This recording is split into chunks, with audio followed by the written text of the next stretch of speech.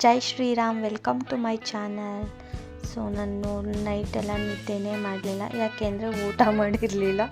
So ಊಟ ಮಾಡ್ದಲೇ ಇರೋದಕ್ಕೆ ನಿದ್ದೆ ಬರ್ತಿರಲಿಲ್ಲ. ನಾನು ಕಿಟ್ಟಿ ಬೇಗನೆ ಎದ್ಬಿಟ್ಟು ಸೊ ಸನ್ರೈಸ್ ನೋಡೋಣ ಅಂತ ಅಂದ್ಬಿಟ್ಟು ಹೊರಟ್ವಿ. ಅಲ್ಲೇ 7 ಕಿಲೋಮೀಟರ್ ಇತ್ತು, ಚನ್ನಗಿರಿ ಹಿಲ್ಸ್ ಅಂತ. ನಾನು ಕಿಟ್ಟಿ ಮಳಲೇ ಹೊರಟ್ವಿ. ಸೊ ಹೋಗೋಣ ಟ್ರಕ್ಕಿಂಗ್ ಅಂತಲೂ ಅಂದ್ಕೊಂಡಿರಲಿಲ್ಲ. ನಿಜವಾಗ್ಲೂ ನಾನು ಟ್ರಕ್ಕಿಂಗ್ ಅಂತ ಪ್ಲ್ಯಾನೇ ಮಾಡಿರಲಿಲ್ಲ. ಸನ್ರೈಸ್ ಅಂದರೆ ಗಾಡಿನೇ ಅಲ್ಲಿ ಹೋಗುತ್ತೆ ಬೆಟ್ಟದ ಮೇಲೆ ಅಂತ ಅಂದ್ಕೊಬಿಟ್ಟಿದ್ದೆ.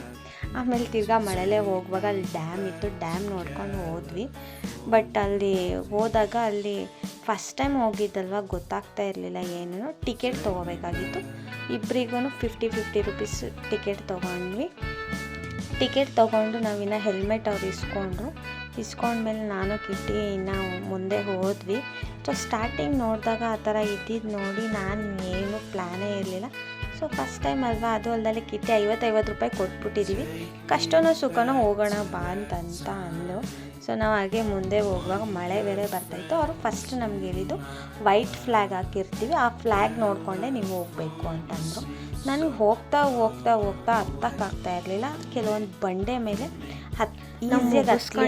ಕೆಳಗಡೆ ಇಳಿದ್ವಿ. ಸೊ ಸ್ವಾತಂತ್ರ್ಯ ದಿನಾಚರಣೆ ಸಹಾಯದಿಂದ ಅಲ್ಲಿ ಫ್ಲ್ಯಾಗ್ ಹಾರಿಸ್ತಾ ಇದ್ರು. ಬಟ್ ಹತ್ತುತ್ತಾ ತುಂಬಾನೇ ಚೆನ್ನಾಗಿ ಫ್ಲ್ಯಾಗ್ ಎಲ್ಲ ಹಾರಿಸಿದಾದ್ಮೇಲೆ ನಾವು ಇನ್ನೂ ರೂಮಿಗೆ ಬಂದ್ವಿ.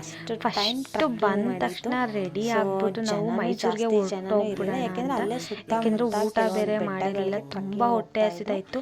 ಸೊ ಯಾವ ಪ್ಲೇಸು ನೋಡೋದೇ ಬೇಡ, ಸೀದಾ ಮೈಸೂರಿಗೆ ಹೋಗೋಣ ಅಂತ ಅಂದ್ಬಿಟ್ಟು ನಾವು ಹೊರಟ್ವಿ. ಸೊ ಹೋಗುವಾಗ ಫೈನಲಾಗಿ ನನಗೆ ಆನೆ ಸಿಕ್ತು ನೋಡಿ, ತುಂಬಾ ಖುಷಿ ಆಯಿತು. ಇನ್ನು ಗುಂಡ್ಲುಪೇಟೆಲಿ ಊಟ ಮಾಡ್ಕೊಂಡು ನಾವಿನ್ನು